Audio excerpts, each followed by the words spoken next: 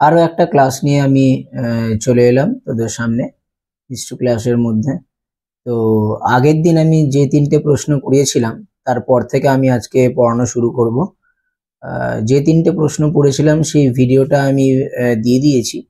তার লিংক আমি এই ভিডিওর শেষে আমি ডিসক্রিপশনে দিয়ে দেবো, সেখানে ক্লিক করে আগের ক্লাসটা তোরা করে নিতে পারবি এবং এই ক্লাসটা তার সঙ্গে কন্টিনিউয়াস হয়ে যাবে। তো প্রথম 3টে যে প্রশ্ন করেছিলাম আমি একবার রিপিট করে দিচ্ছি, সেটা হচ্ছে ইতিহাসের উপাদান হিসেবে সাহিত্যের উপাদান, প্রত্নতাত্ত্বিক উপাদান আর হচ্ছে নব্যপ্রস্তর যুগ। এই 3টে মোটামুটি করিয়েছিলাম এই 3টে। তো পরবর্তী আমি যে প্রশ্নটায় আসবো আজকের ক্লাসের প্রথম এবং সমস্ত ক্লাসের চতুর্থ প্রশ্ন, সেটা হচ্ছে হরপ্পা সভ্যতার নগর পরিকল্পনা। খুব ইম্পর্টেন্ট একটা প্রশ্ন, খুবই ইম্পর্টেন্ট এবং ইন্টারেস্টিং। মানে আমরা বিশ্বাসও করতে পারবো না যে আজ থেকে এত বছর আগে এত উন্নত মানের একটা নগর পরিকল্পনা কিভাবে হতে পারে। মানে আজও আমরা এখানে এই জায়গায় দাঁড়িয়ে এসে সেরকম নগর পরিকল্পনা আমরা ভাবতে পারি না সেই যুগে। তো আমি শুরু করছি পড়া এবং তার সঙ্গে বোঝানো।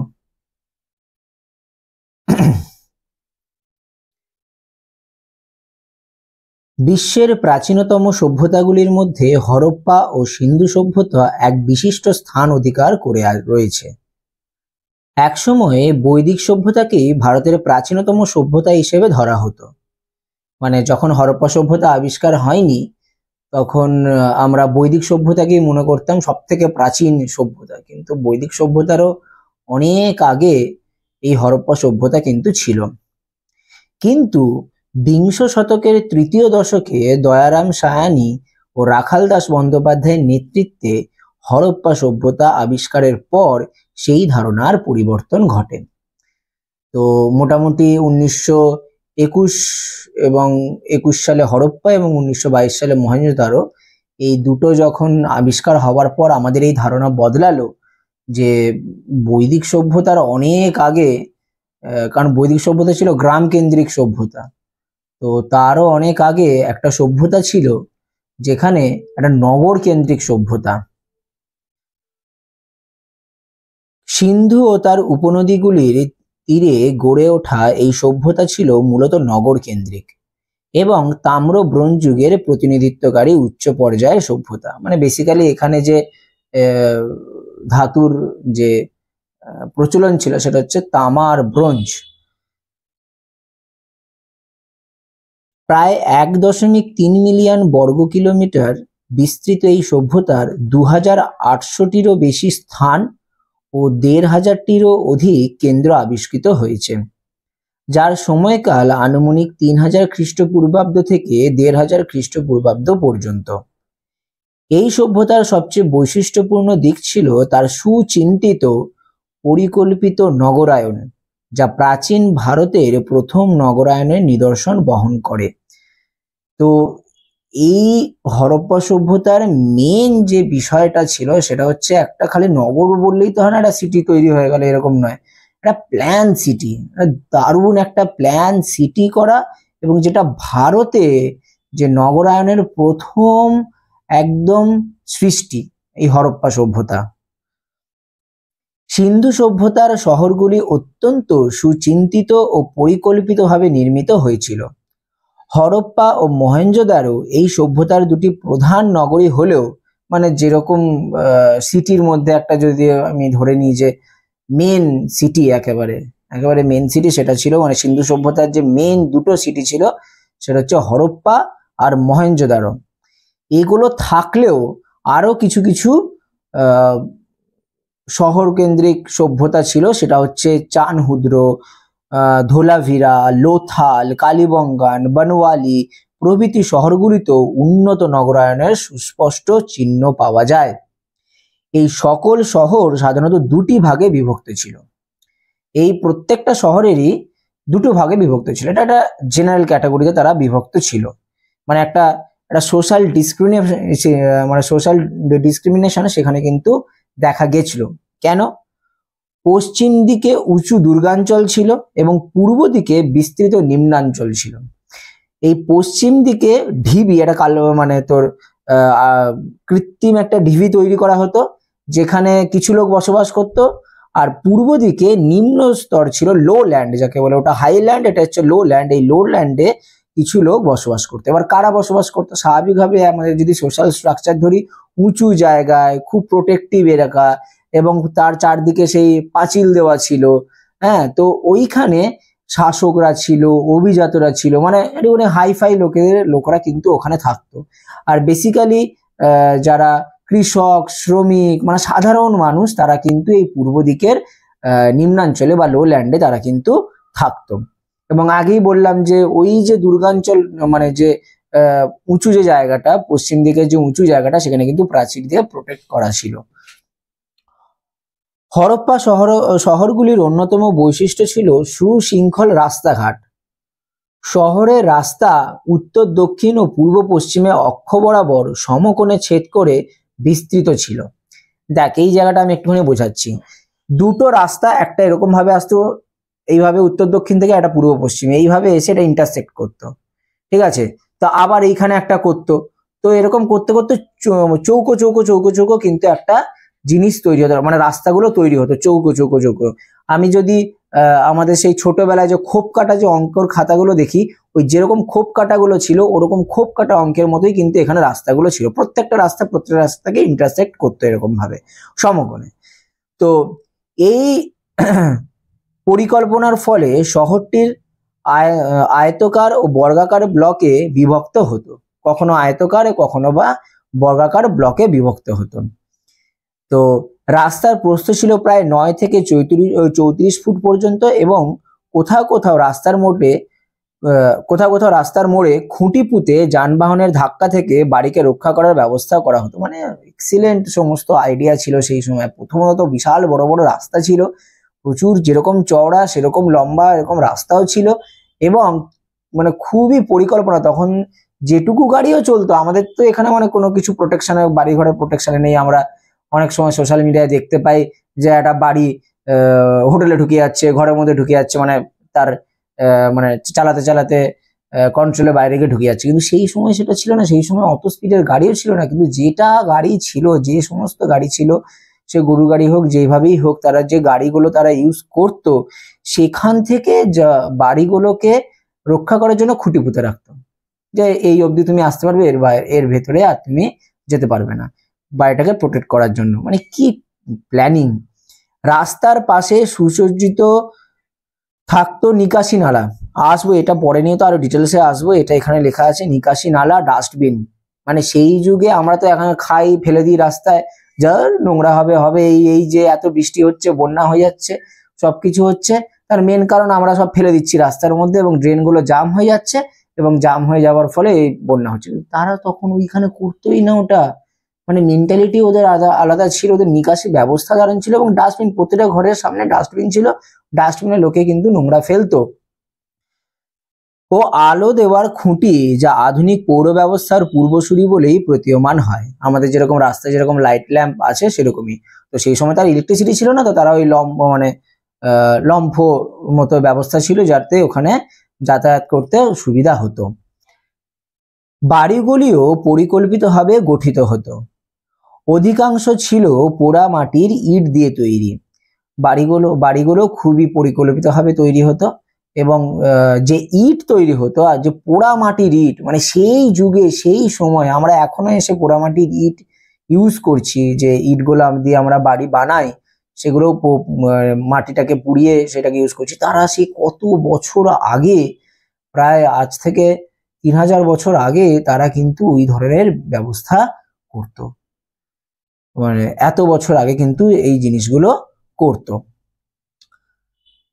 একতলা থেকে 3 তলা পর্যন্ত বিস্তৃত বড় বাড়িগুলির আয়তন ছিল প্রায় 2.79 বর্গমিটার। মানে কত বড় বড়! প্রতিটি বাড়িতে থাকতো নিজস্ব কূপ থাকতো, স্নানঘর থাকতো, জল নিকাশের জন্য পোড়ামাটির নলের ব্যবহার হতো। আমাদের এখানে যেরকম নিকাশি ব্যবস্থা আছে, বাথরুমে জল যেরকম বেরিয়ে যায় ড্রেনে, মেন ড্রেনে, আমাদের ড্রেন থেকে বেরিয়ে মেন ড্রেনে যেরকম যায়, ওখানেও কিন্তু সেরকম সেই ব্যবস্থাটা ছিল আজ থেকে এত বছর আগে। তো সেইখানে যে নলগুলো ইউজ করা হতো, ড্রেনের যে নলগুলো ইউজ করা হতো, সেখানেও কিন্তু পোড়ামাটির সেই নলগুলো ইউজ করা হতো। বাড়িগুলি রাস্তার দিকে না হয়ে গলিপথের দিকে প্রবেশ পথ সহ নির্মিত হয়েছে।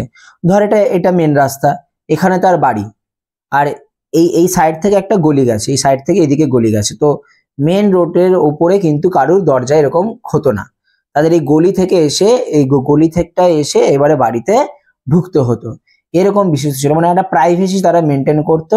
এবং বাড়িগুলো এমন ভাবে তৈরি করা হতো, বাড়িগুলো সব এরকম, মানে মেন রাস্তায়, এটা যদি মেন রাস্তা হয় মেন রাস্তার উপরে এরকম। এবং এইখানে কিন্তু কোন রকম কোনো জানলা ছিল না, বাইরের দিকে কোনো জানলা ছিল না। সেই সিক্রেসি বা প্রাইভেসি তারা মেনটেন করতো। ভেতরের দিকে জানলা থাকতো, সেই ভেতরের দিকে জানলায় তারা করতো, কিন্তু বাইরে রাস্তার দিকে কোনো রকম কোনো জানলা কিন্তু থাকতো না। এটি যেন এক প্রকার গোপনীয়তা রক্ষার প্রাচীন পন্থা। আমি বললাম যে ওরা কিন্তু একটা প্রাইভেসি বা সিক্রেসি মেনটেন করতো ওখানে। এটা খুব মানে দারুণ একটা বিষয়। নগরের উঁচু ও নিচু অঞ্চলের বিভাজন শহরের সমাজ কাঠামোর বৈষম্য পরিচায়ক। তো আমি প্রথমেই যেটা বললাম যে পশ্চিম দিকে উঁচু ঢিবি, দুর্গাঞ্চলে কৃত্রিম ঢিবি তৈরি করে ওখানে পুরো মানে সমাজের উঁচু স্তরে মানুষ যারা শাসক অভিজাতরা ওখানে কিন্তু থাকতো। আর লো ল্যান্ডে কৃষক, শ্রমিক, সাধারণ মানুষ এরা কিন্তু ওখানে বসবাস করতো। তো এই ধরনের একটা সামাজিক কাঠামো সেখানে কিন্তু পাওয়া গেছে। উচ্চ ভূমিতে ছিল বড় বড় অট্টালিকা যেখানে অভিজাত ও শাসক শ্রেণী বাস করত, আর নিচু অঞ্চলে ছোট ছোট খুপরির মধ্যে বাস করত শ্রমজীবী মানুষ। এই বৈষম্য প্রাচীন নগর সমাজের সামাজিক স্তরবিন্যাসকে প্রতিফলিত করে। মহেঞ্জোদারো নগরীতে আবিষ্কৃত একটি বৃহৎ স্নানাগার এই সভ্যতার ধর্মীয় ও সামাজিক জীবনে প্রতীক বলে ধরে নেওয়া হয়। একটু সোশ্যাল মিডিয়াকে সার্চ করলেই এই স্নানাগারটা অত্যন্ত তাৎপর্যপূর্ণ। মানে যখন মানে খনন কার্য শুরু হয় সবাই অবাক হয়ে গেছিল যে সেই এত বছর আগেকার এত বড় একটা স্নানাগার তৈরি হতে পারে। এই স্নানাগারটি ছিল 58.86 মিটার দীর্ঘ এবং 32.91 মিটার প্রশস্ত। মানে ভাব খালি শুধু। এর মধ্যস্থলে ছিল ছোট ইট দিয়ে বাঁধানো একটি পুকুর, যার আয়তন ছিল 11.88 মিটার ইন্টু 7 মিটার এবং গভীরতা 2.43 মিটার। ওই যে পুরো স্নানাগারটা ছিল তার মিডলে একটা পুকুরের মতো ছোট ছিল, এবং সে তারও কিন্তু এখানে আয়তনটা বেশি বড়। এই স্নানাগার ঘিরে ছিল বারান্দা ও স্নানার্থীদের জন্য জামা কাপড় পাল্টানোর ছোট ছোট কক্ষ। ওই স্নানাগারটার চারপাশে বারান্দা মতো ছিল, এবং সেই স্নান করে জামা প্যান্ট চেঞ্জ করবে, সেই সময় জামা প্যান্ট চেঞ্জ করবে তার জন্য কিন্তু আলাদা আলাদা কক্ষ ছিল। এবং এখানে জল সরবরাহ হতো নিকটবর্তী কূপ থেকে, যে ওই যে স্নানাগারে যে জলটা আসতো সেখানে নিকটবর্তী কূপ থেকে আসতো, এবং নিষ্কাশনের জন্য আলাদা ব্যবস্থা। ওই জলই যে ওখানে থেকে যাবে এরকম নয়, ওই জলটা আবার চলে যেত one kind of swimming pool, যেটাকে এখন আমরা সুইমিং পুল বলি, কিন্তু সেই সুইমিং পুলটাও ছিল বিশাল বড়। আমাদের মতো যে কোনো রিসর্টে গেলে যে সুইমিং পুল, ওই লাক্সারিয়াস সুইমিং পুল ছিল, কিন্তু সেটা আমাদের তুলনায় ছিল অনেক অনেক বড়। ইতিহাসবিদ আর.এস. শর্মা ও হুইলারের মতে স্নানাগার ধর্মীয় আচার অনুষ্ঠানের এক গুরুত্বপূর্ণ কেন্দ্র ছিল। এই যে স্নানাগারটা বেসিক্যালি খনন কার্য করে জানা যায় যে এইখানে যে স্নানাগারটা সেটা ইউজ করা হতো ধর্মীয় আচার অনুষ্ঠান হিসেবে। হরপ্পার কেন্দ্রস্থলে পাওয়া বিশাল শস্যাগারও নগর পরিকল্পনার একটি গুরুত্বপূর্ণ অঙ্গ।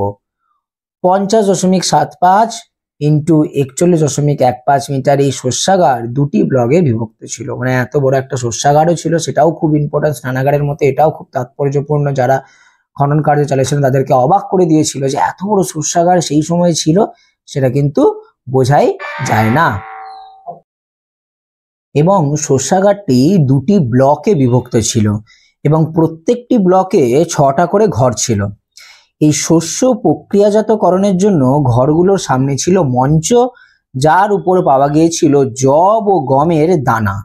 মানে যখন খনন কার্য করা হয় তখন ঐতিহাসিকরা এবং বৈজ্ঞানিকরা তারা অবাক হয়ে যায় যে কিভাবে মানে ওইখানে যে শস্যাগার ছিল, এত বড় একটা শস্যাগার ছিল, তার প্রকৃষ্ট প্রমাণ হচ্ছে সেখানে কিন্তু সেই যে সময়ের যব এবং গমের দানা কিন্তু সেখানে পাওয়া গেছে এবং এর আশেপাশে শ্রমিকদের বসতির চিহ্নও মিলেছে।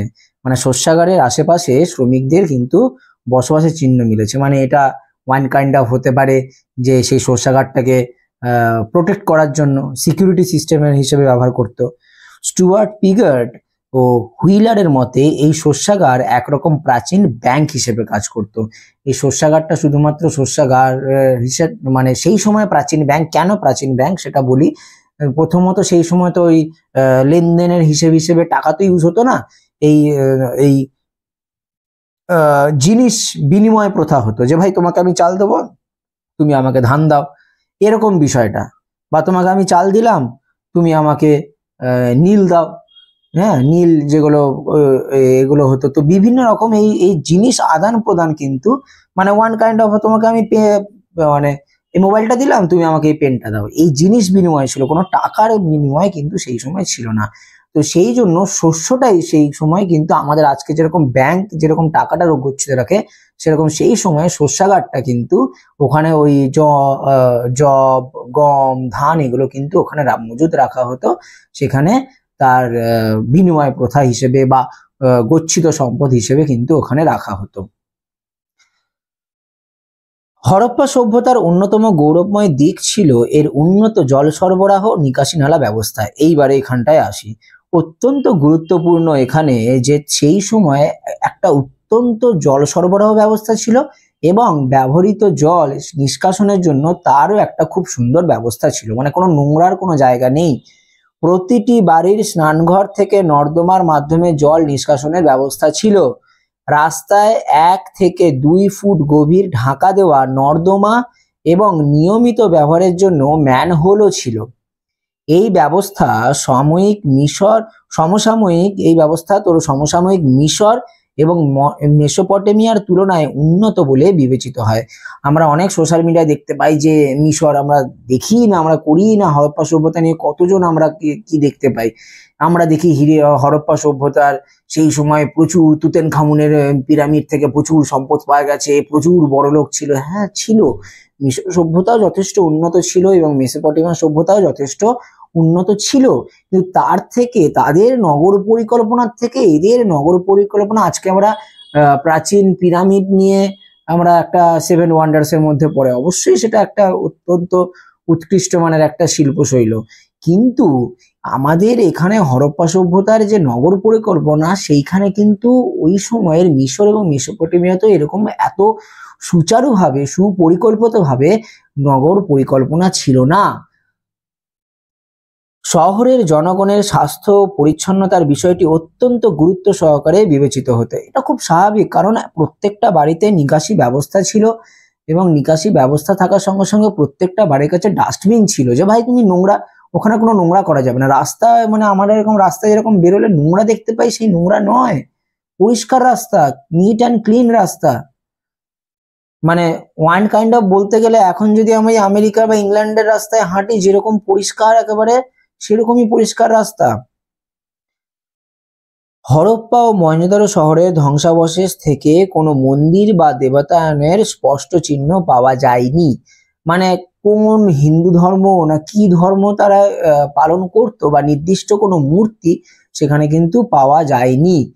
যদিও কালীবঙ্গান নগরীতে কিছু মঞ্চ বা বেদির সন্ধান পাওয়া গেছে, সেগুলি ধর্মীয় অনুষ্ঠানের জন্য ব্যবহৃত হতো বলে মনে করা হয়। বেসিক্যালি ওখানে যে ধর্মটা ইউজ করতো তারা প্রকৃতি পূজা এবং মানে পশুকে পূজা করা হতো, বা তোর নদীকে, তখন সেই সিন্ধু সভ্যতা সভ্যতা কেন্দ্রিক যে সেই নদীকে কেন্দ্র করে কিন্তু সেই সিন্ধু মাকে পুজো করা হতো, এরকম কিন্তু বিষয়গুলো প্রকৃতি পূজা বেসিক্যালি ছিল। এই সভ্যতায় বিশাল মূর্তি বা ধর্মীয় প্রতিষ্ঠান না থাকায় এটি একটি ধর্মনিরপেক্ষ নগরায়ণ সভ্যতা বলে অনেক সময় ব্যাখ্যা করা হয়। অনেক ঐতিহাসিক কিন্তু একে যেহেতু নির্দিষ্ট পরিমাণ কোনো ধর্মের ব্যাখ্যা এখানে পাওয়া যায় না, তাই জন্য এখানে অনেক ঐতিহাসিক একে ধর্মনিরপেক্ষ একটা সভ্যতা, নগর সভ্যতা বলেও বিবেচনা করেছে, কিন্তু সেখানে কিন্তু একটা ধর্মীয় চিন্তার ছাপ ছিল। হরপ্পা সভ্যতার নগর পরিকল্পনা ছিল প্রাচীন ভারতের প্রথম সুগঠিত পরিকল্পিত নগর সভ্যতা। এটা আগেই বললাম। নগরের বিভাজন, সুপথ রাস্তাঘাট, উন্নত নির্মাণ শৈলী, সুবিন্যস্ত জল নিকাশি ও জনপরিষেবা ব্যবস্থা এই সভ্যতাকে এক অনন্য উচ্চতায় স্থান দিয়েছে। এমনকি 1000 বছরের মধ্যে এরকম উন্নত নগরায়নের আর কোনো দৃষ্টান্ত দেখা যায় না। মানে পূর্ববর্তী তার 1000 বছরের মধ্যে এত সুপরিকল্পিত একটা নগরায়ন কিন্তু ভাবা যায় বা মানে ভাবতেই পারি না, তো সেই সময় ছিল না, এক্সিস্টও করতো না। হুইলার যথার্থই হরপ্পা নগরায়নকে এক বিস্ময় হিসেবে চিহ্নিত করেছেন। এটি শুধু প্রাচীন ভারতের নয়, বিশ্বের ইতিহাসে এক উজ্জ্বলতম দৃষ্টান্ত। তো মানে এই নগর সভ্যতাটা কতটা সুন্দর এবং সুপরিকল্পিত, যা আমরা আজ 2025 সালে এসেও কিন্তু ঠিকঠাক ভাবে কল্পনা করতে পারি না। তো ম্যাক্সিমাম যে সিন্ধু সভ্যতার যে বিষয়টা, সেটা বেসিক্যালি বা হরপ্পা সভ্যতার যে বিষয়টা, সেগুলো কিন্তু বেসিক্যালি পাকিস্তানের যে অঞ্চলটা এখন বর্তমানে যে পাকিস্তান, সেখানেই কিন্তু ম্যাক্সিমাম জায়গাটা আছে।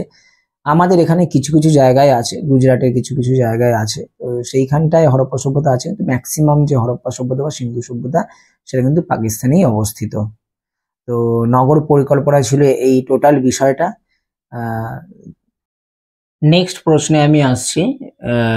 হরপ্পা সভ্যতার যে নগর পরিকল্পনা যেটা এক্ষুনি পড়ালাম, তারপরে আমরা যেটা 20 নম্বরে পড়ব সেটা হচ্ছে হরপ্পা সভ্যতার পতনের কারণ।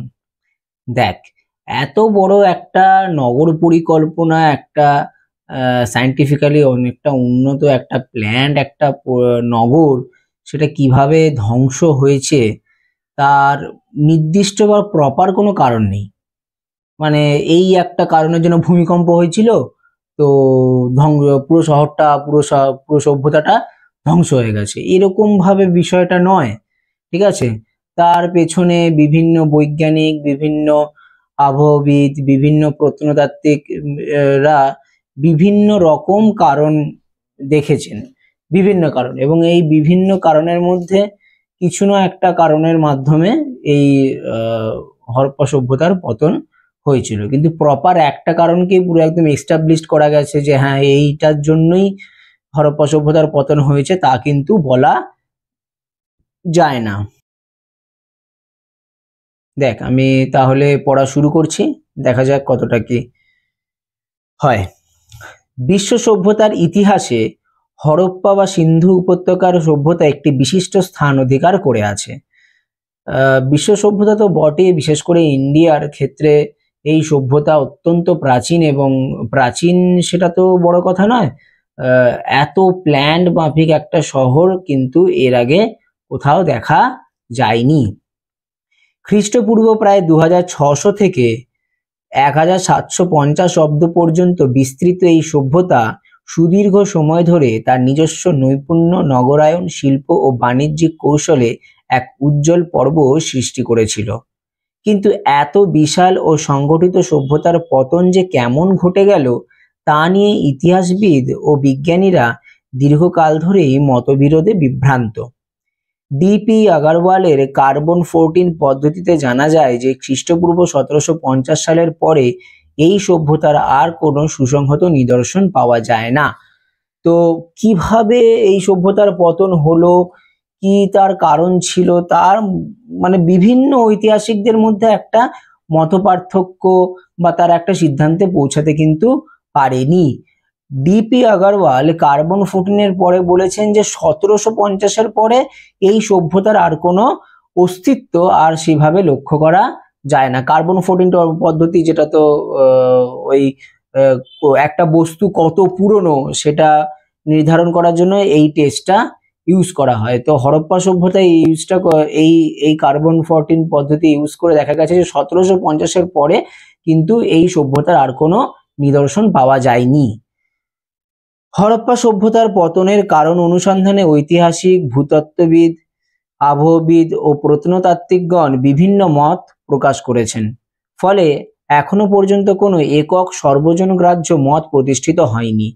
মানে বিভিন্ন আবহবিদরা একরকমের কথা বলেছেন, ঐতিহাসিকরা একরকম কথা বলেছেন, ভূতাত্ত্বিকরা একরকমের কথা বলেছেন, প্রত্নতাত্ত্বিক যারা তারা বিভিন্ন রকম করেছে। মানে সবাই মিলিতভাবে একটা নির্দিষ্ট যে কারণের মাধ্যমে যে হরপ্পা সভ্যতার পতন হয়েছে সেটা কিন্তু বলা যায় না। তো কি কি সেই কারণগুলো আমরা বিভিন্ন ঐতিহাসিকরা তার বিভিন্ন মতামত প্রকাশ করেছেন, আমরা সেটা পড়ি। প্রথমত, বহু ঐতিহাসিক এই সভ্যতার পতনের পেছনে প্রকৃতির রুদ্র রূপকে দায়ী করেছেন। সিন্ধু নদের বার্ষিক বন্যাকে এক্ষেত্রে বিশেষভাবে গুরুত্ব দেওয়া হয়েছে। জর্জ ডেলস, রবার্ট এল ব্রেকস, আর্নেস্ট ম্যাকে প্রমুখ গবেষকের মতে বারবার বন্যার ফলে হরপ্পার অনেক শহর, বিশেষত মহেঞ্জোদারো ক্ষতিগ্রস্ত হয়েছিল। নগর প্রাচীরের মধ্যেও কাদার স্তর পাওয়া গেছে, যা সেই ভয়াবহ বন্যার সাক্ষ্য দেয়।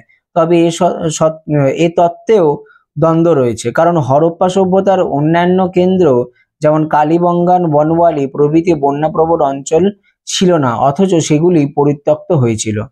দেখ, প্রথম যে ঐতিহাসিকরা মেনলি যে কারণটা নিয়ে আসে সেটা হচ্ছে যে প্রচন্ড একটা বন্যা হয়েছিল, সেই বন্যার ফলে বিশেষত মহেঞ্জোদারো যে জায়গাটা ছিল সেটা পুরো একদম জলের তলায় চলে যায়, এবং এক্সকেভেশনের পরে মানে খোঁড়াখুড়ি করার ফলে সেখানে দেখা গেছে যে সেখানে কাদার স্তর পাওয়া গেছে। কিন্তু এটা যদি এই যুক্তি যদি ধরে নেওয়া হয়, তার সঙ্গে এটাও ইম্পর্টেন্ট যে এই হরপ্পা সভ্যতার বাকি যে জায়গাগুলো যেরকম কালীবঙ্গান, বনওয়ালি, এখানে বন্যা হওয়ার সম্ভাবনা ছিল না, কারণ এটা নদীতে থেকে অনেকটা ভেতরের দিকে মানে দূরের দিকে ছিল, তো এখানে বন্যার হওয়ার সম্ভাবনা ছিল না। তাহলে সেক্ষেত্রে এই জায়গাগুলো পরিত্যক্ত হলো কি করে? তা আমি যদি ধরে নিই যে শুধুমাত্র বন্যার জন্য হয়েছে, তাহলে এই জায়গাগুলো তো বন্যা হওয়ার সম্ভাবনা ছিল না, তাহলে এইখানে কি করে তোর ধ্বংস হলো, সভ্যতা ধ্বংস হয়ে গেল কি করে? তো এইটা একটা প্রথম প্রবলেম। দ্বিতীয়ত, জলবায়ু পরিবর্তনকেও এই সভ্যতার পতনের একটি গুরুত্বপূর্ণ কারণ হিসেবে ধরা হয়। সমকালীন সময়ের একাধিক সভ্যতার মতো হরপ্পাও খরা, শুষ্ক আবহাওয়ার কবলে পড়ে। খ্রিস্টপূর্ব 2200 সালের দিকে সমগ্র দক্ষিণ এশিয়া ও মধ্যপ্রাচ্যে বৃষ্টিপাতের পরিমাণ হ্রাস পায়, যা কৃষি নির্ভর হরপ্পা সমাজের পক্ষে অত্যন্ত বিপর্যয়কর ছিল। কৃষির উৎপাদনের পতন শিল্প ও বাণিজ্যের নেতিবাচক প্রভাব ফেলে। অনেক গবেষক মনে করেন যে সভ্যতার বিস্তারের প্রয়োজনে নির্বিচারে বনচ্ছেদ, পোড়ামাটির ইট তৈরির জন্য কাঠ সংগ্রহ এবং অন্যান্য মানবসৃষ্ট পরিবেশ বিনাশী কাজের কারণে বৃষ্টিপাত হ্রাস পেয়েছিল, ফলে কৃষি ও জীবনধারার উপর তার মারাত্মক প্রভাব পড়ে। দেখ, অনেক ঐতিহাসিক আবার মনে করেন যে জলবায়ুর পরিবর্তনের সঙ্গে সঙ্গে এই সভ্যতার ধ্বংস হয়, মানে খরা হতে শুরু করে, অনাবৃষ্টি হয়, শুষ্ক আবহাওয়া হয়ে যায়। তার ফলে খ্রিস্টপূর্ব 2002 সালে খ্রিস্টপূর্ব 2200 সালে যে দক্ষিণ এশিয়া এবং মধ্যপ্রাচ্যে যে একটা বৃষ্টিপাতের পরিমাণ যে হ্রাস পেয়েছিল, সেই হিসাবে দেখতে গেলে যে হরপ্পা সভ্যতা তার প্রভাব পড়ে, এবং এর পতনের ফলে শিল্প ও বাণিজ্যেও এর নেতিবাচক প্রভাব, নেগেটিভ যে এফেক্ট, সেটা কিন্তু দেখা যায়।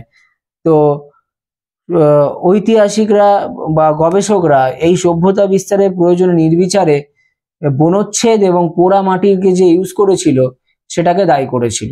মানে প্ল্যান মাফিক তারা নগরটাকে তৈরি করার জন্য উইদাউট এনি প্ল্যান্ট তারা গাছপালা কাটতে শুরু করে, হ্যাঁ, প্রচুর পরিমাণে পোড়া ইট বানাতে শুরু করে, যার ফলে একটা জলবায়ুর পরিবর্তন ঘটে বা আবহাওয়ার পরিবর্তন ঘটে। দ্যাট ইজ অনাবৃষ্টি হতে শুরু করে, শুষ্ক হয়ে যায়, খরা হয়ে যায়। এখানে কোনো রকম ভাবেই যেখানে কৃষিকাজ সম্ভব ছিল না, এবং যার ফলে আস্তে আস্তে এই সভ্যতা কিন্তু ধীরে ধীরে ধ্বংসের দিকে যেতে শুরু করে। এটা হচ্ছে সেকেন্ড মত। দ্বিতীয়ত কি, ভূমিকম্পের সম্ভাবনাকে অগ্রাহ্য করা যায় না।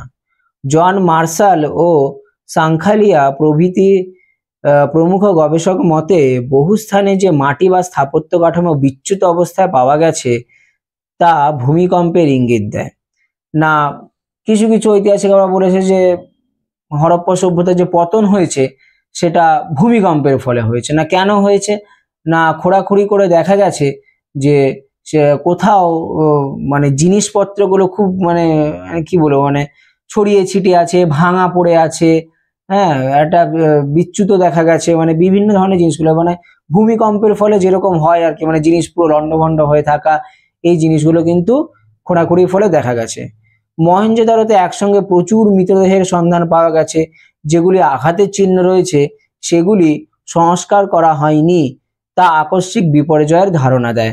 অনেক সময় মহেঞ্জোদারোতে যে প্রচুর মৃতদেহ পাওয়া গেছে, সেই মৃতদেহগুলোর মানে এমন ভাবে পড়ে আছে যার কোনো সঠিক উপায়ে সংস্কার করা হয়নি। কিন্তু আমরা দেখেছি যে নগর পরিকল্পনার সময় দেখেছি যে তাদের ধর্ম একটা গুরুত্বপূর্ণ জায়গা গ্রহণ করেছিল, তারা প্রকৃতি পূজা করত, হ্যাঁ, এবং কবর দিত মানুষদেরকে। তো সেক্ষেত্রে এখানে সেই সিস্টেমেটিক্যালি মানুষদেরকে কোনো রকম ভাবেই কবর দেওয়ার ব্যবস্থা ছিল না, মানে মানে শেষ কাজ যেটাকে বলে মানুষের শেষ কাজ, সেটা কিন্তু সিস্টেমেটিক্যালি করা হয়নি, মানে স্ক্যাটারলি পড়ে আছে মৃতদেহগুলো এরকম ভাবে।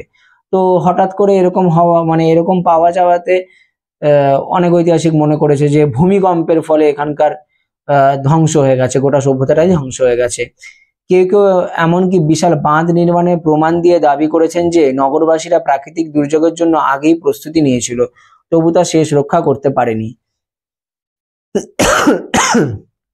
কোনো কোনো ঐতিহাসিক আবার মনে করেছে যে সিন্ধু নদীতে বাঁধ দেওয়া স্টার্ট করেছিল, তারা বুঝতে পেরেছিল যে যে সভ্যতাটা আস্তে আস্তে ধ্বংসের দিকে যাচ্ছে, তাই জন্য তারা সিন্ধু সভ্যতায় বাঁধ দিতে চেষ্টা করেছিল। কিন্তু তারপরেও প্রকৃতির বিরূপ হাত থেকে এই সভ্যতা রক্ষা পায়নি। নেক্সট, চতুর্থ, অর্থনৈতিক স্থবিরতাকেও একাধিক ঐতিহাসিক যেমন জি.ডি. কোসাম্বি ও হুইলার বিশেষভাবে গুরুত্ব দিয়েছেন। হরপ্পাবাসীরা লোহার ব্যবহার জানত না এবং তাদের কৃষি ব্যবস্থাও ছিল সীমিত। জনসংখ্যা বাড়ার সাথে সাথে কৃষির উন্নয়ন না হওয়ায় খাদ্যাভাব দেখা দেয়। বাইরে থেকে আগত সভ্যতাগুলোর তুলনায় হরপ্পার কৃষি জলসেচ ব্যবস্থা ছিল পশ্চাৎপদ। তাছাড়া মিশর মেসোপটেমিয়ার সঙ্গে বাণিজ্যের মানও ধীরে ধীরে নিম্নগামী হয়ে পড়ে। কৃষির সঙ্গে সঙ্গে শিল্প ও বাণিজ্য বিপর্যয়ে নেমে আসে, যার ফলে নগর জীবন অচল হয়ে পড়ে। এই জি.ডি. কোসাম্বিয়া হুইলার মনে করেছিলেন যে অর্থনীতি একটা মেন কারণ, মানে ঠিকঠাক ভাবে কৃষিকাজ তো হয়নি, তা ডেভেলপড হয়নি, হ্যাঁ, ব্যবসা বাণিজ্যের উন্নতি ঘটেনি এবং নগর পরিকল্পনা আস্তে আস্তে ধ্বংসের দিকে চলে যায়। হরপ্পাবাসীরা যেহেতু লোহার ব্যবহার জানতো না, তাই কৃষি ব্যবস্থায় তারা লোহার ইউজ করেনি এবং তার ফলে কৃষির উন্নয়ন সম্ভব হয়নি। মিশর মেসোপটেমিয়া আস্তে আস্তে যেরকম কৃষিকাজে তারা আস্তে আস্তে সময়ের সাথে সাথে ডেভেলপ করতে শুরু করেছিল, কিন্তু হরপ্পা সভ্যতায় সেটা কিন্তু হয়নি। এটা একটা কিন্তু গুরুত্বপূর্ণ বিষয়, যার ফলে সেই সভ্যতাটা বা সেই সমাজটা কিন্তু আস্তে আস্তে নিম্নগামী হয় এবং একসময় এই সভ্যতার ধ্বংস হয়। এছাড়া ঐতিহাসিকরা মনে করেন হরপ্পা সভ্যতা এক ধরনের রক্ষণশীল মনোভাবও পতনের কারণ হয়ে দাঁড়ায়। তারা সমসাময়িক উন্নত সভ্যতাগুলির প্রযুক্তি, কৃষি পদ্ধতি, অস্ত্র নির্মাণ কৌশল আত্মস্থ করেনি। একাধিকবার নগর ধ্বংস হলেও তাদের পরিকল্পনায় কোনো মৌলিক পরিবর্তন আনা হয়নি। এই মানসিকতার স্থবিরতা সভ্যতার বিকাশের অন্তরায় হয়ে দাঁড়ায়। অনেক ঐতিহাসিক মনে করেন যে হরপ্পাবাসীরা ছিল অর্থোডক্স, মানে তারা যেভাবে সভ্যতাটাকে দেখে এসছে তার কোনো রকম কোনো পরিবর্তন ঘটায়নি, সময়ের সাথে সাথে তারা নিজেকে চেঞ্জ করেনি এবং সেই চেঞ্জ না করার জন্যই এই সভ্যতাটা আস্তে আস্তে আস্তে আস্তে ধ্বংসের দিকে চলে যায়। বহিঃশত্রু আক্রমণ, বিশেষত আর্যদের আগমন এবং আক্রমণ নিয়ে ইতিহাসে দীর্ঘ বিতর্ক রয়েছে। Mortimer Wheeler, Stuart Piggott, Gordon Childe প্রমুখ ঐতিহাসিকরা মনে করেন যে পশ্চিম এশিয়া থেকে আগত আর্যগণ অনার্য হরপ্পাবাসীদের পরাজিত করে তাদের সভ্যতা ধ্বংস করে। মহেঞ্জোদারো রাস্তায় ঘরের ভেতর সানাগাড়ি ছড়িয়ে থাকা কঙ্কাল ও তাদের ওপর পাওয়া আঘাতের চিহ্নের ভিত্তিতে তারা এমন সিদ্ধান্তে পৌঁছেছেন। দেখ, এক্ষুনি বলেছিলাম যে মহেঞ্জোদারোতে যে সমস্ত ছড়িয়ে ছিটিয়ে পড়া যে মৃতদেহগুলো পাওয়া গেছে, সেগুলো কিছু ঐতিহাসিক মনে করেছিলেন যে ভূমিকম্পের ফলে তাদের মৃত্যু হয়েছিল এবং তার ফলেই এই সভ্যতা ধ্বংস হয়ে যায়। কিন্তু এখানে বলেছে যে আবার তোর মার্টিমার হুইলার, স্টুয়ার্ট পিগড এবং গর্ডন চাইল্ড এরা মনে করেছিলেন যে আর্যরা আক্রমণ করেছিল এবং যার ফলে হরপ্পাবাসীরা সেই আর্যদের আক্রমণ প্রতিহত করতে পারেনি এবং আর্যরা পুরো হরপ্পাবাসীদেরকে মেরে ফেলে এবং যার ফলে এই সভ্যতা ধ্বংস হয়ে যায়। কারণ হরপ্পা সভ্যতা শুধুমাত্র উত্তর পশ্চিম ভারতে সীমাবদ্ধ ছিল না এবং 1750-এর খ্রিস্টপূর্বাব্দে এর পতনের সময়কালে আর্যদের আগমনের সঙ্গে সঙ্গতিপূর্ণ নয়। কিন্তু আমি আর্যদের আক্রমণকে যদি আমি ধরে নিই তাহলে আর্যদের আক্রমণের যে সময়কাল ইতিহাসে পাওয়া যায় তথাকথিতভাবে, সেক্ষেত্রে কিন্তু 1750 খ্রিস্টপূর্বাব্দের সময় কিন্তু আর্যদের আগমন ঘটেছিল এমন কিন্তু কোনো তথ্য পাওয়া যায় না। উপরন্তু নরকঙ্কালগুলির জাতিগত বিশ্লেষণে দেখা গেছে তারা বিভিন্ন গোষ্ঠীর অন্তর্গত এবং বহিরাগত হামলার কোনো নিদর্শন প্রমাণিত হয়নি। কিন্তু পরবর্তী ঐতিহাসিকরা, অনেক ঐতিহাসিক গবেষণা করে দেখেছেন যে বহিঃশত্রু দ্বারা আক্রমণ হয়েছে হরপ্পাবাসীরা এবং এইরকম, এবং যার ফলে সভ্যতা পুরো ধ্বংস হয়ে গেছে, এরকম কোনো নিদর্শন কিন্তু পাওয়া যায়নি। মহামারী, সম্পদের অপব্যবহার, জনসংখ্যা বৃদ্ধি, সামাজিক বিশৃঙ্খলতাকেও কেউ কেউ সম্ভাব্য কারণ হিসেবে চিহ্নিত করেছেন। ফেয়ার সার্ভিস পরিবেশগত ভারসাম্যহীনতাকেও দায়ী করেছেন এবং KVR কেনেডি মহামারীকে বিশেষভাবে উল্লেখ করেছেন। সাম্প্রতিক কিছু গবেষণায় জলবায়ু পরিবর্তন, মহাজাগতিক সংঘর্ষ, উল্কাপিণ্ড ও পতনের সম্ভাবনা আলোচিত হয়েছে। বৈনইস পয়সার মহাজাগতিক সংঘর্ষের ফলে আবহাওয়ার আকস্মিক পরিবর্তনের কথা বলেছেন। ফরাসি গবেষিকা ম্যারি অ্যাবাসে বিশাল ভৌগোলিক পরিবর্তনকে দায়ী করেছে।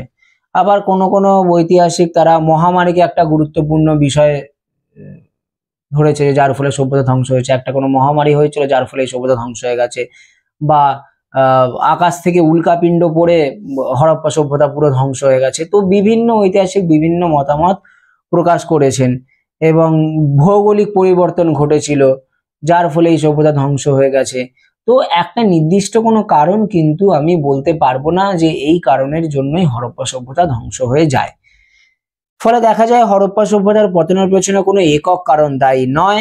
প্রাকৃতিক অপ্রতিরোধ্য অভিঘাত, মানব সৃষ্ট পরিবেশ দূষণ, অর্থনৈতিক স্থবিরতা, প্রযুক্তিগত পশ্চাৎপদতা, সমাজের রক্ষণশীলতা এবং বহিঃশত্রু আক্রমণ, এই সমস্ত কারণসমূহ একত্রে সভ্যতাটিকে ধ্বংসের পথে নিয়ে গেছিল।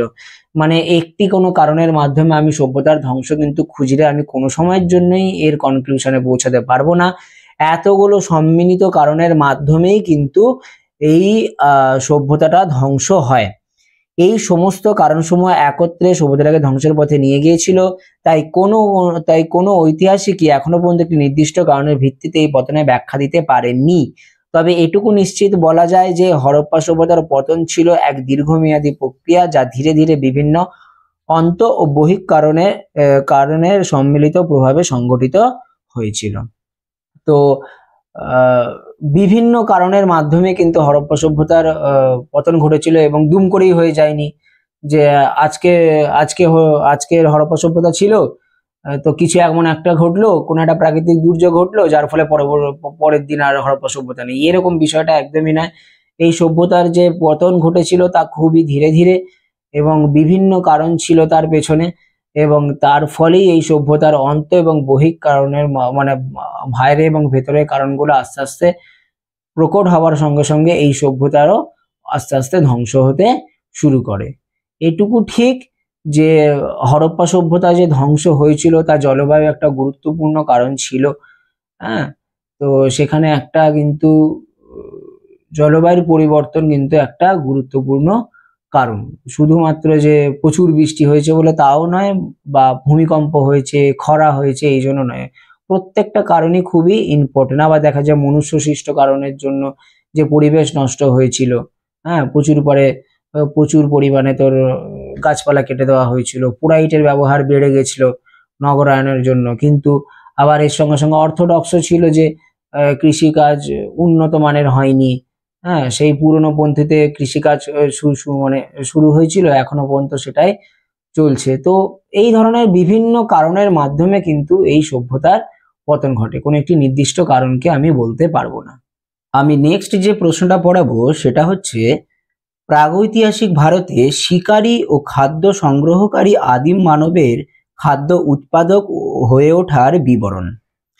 মানে বিষয়টা হচ্ছে একেবারে প্রাচীনকালে, প্রাগৈতিহাসিক কাল থেকে, মানে আদিম মানুষ থেকে আমি যদি পাতি বাংলা ভাষায় বলি, সেই আদিম মানুষরা কিভাবে খাদ্য সংগ্রহকারী থেকে, মানে প্রথমে তারা খাদ্য সংগ্রহ করতো, সেখান থেকে আস্তে আস্তে তারা খাদ্য উৎপাদক মানে চাষবাস করতে কিভাবে শিখলো।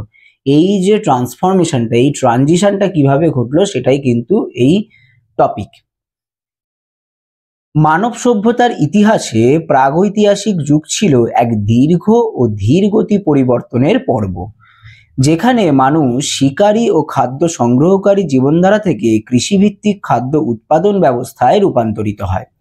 না, মানব সভ্যতার আদিম মানুষ একেবারে প্রথম থেকে যে পরিবর্তন যে এটা ঘটেছে, যে প্রথমে খাদ্য সংগ্রহকারক থেকে একটা কৃষি কাজের মাধ্যমে বিভিন্ন জিনিস উৎপাদন করছে, এই প্রসেসটা কিন্তু খুবই স্লো প্রসেস এবং খুব আস্তে আস্তে এই জিনিসগুলো হয়েছে। মানে হঠাৎ করে এরকম ভাবে দুম করে এটা হয়ে যায়নি, অনেক স্লো প্রসেসের মাধ্যমে কিন্তু মানুষ এই খাদ্য সংগ্রহকারক থেকে খাদ্য উৎপাদকে পরিণত হয়েছে।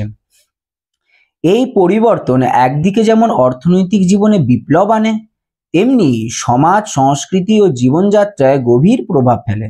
খুব স্বাভাবিকভাবে যখন এই কৃষিকাজ করতে আস্তে আস্তে শিখলো বা করছে, তখন কিন্তু তাদের একটা অর্থনৈতিক উন্নতি আসবে, এবং অর্থনৈতিক উন্নতি এমন একটা উন্নতি যাতে সার্বিকভাবে ডেভেলপমেন্ট কিন্তু আস্তে আস্তে সমাজটার হতে শুরু করবে। তারা সামাজিকভাবে উন্নত হতে থাকবে, তারা সাংস্কৃতিকভাবে উন্নত হতে থাকবে, তাদের জীবনযাত্রার যে মান সেটা অনেকটা বাড়তে থাকবে।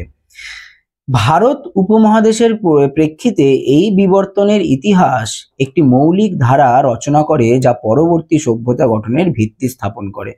না, ভারতে এই যে ট্রানজিশনটা বা এই ট্রান্সফরমেশনটা হয়েছে, তা কিন্তু পরবর্তী আরো যে বিভিন্ন সভ্যতাগুলো গঠন হয়েছে তার ভিত্তিপ্রস্তর কিন্তু এখান থেকেই শুরু হয়েছিল। না, এই প্রাগৈতিহাসিক যুগকে মোটামুটি তিনটে ভাগে ভাগ করা যায়।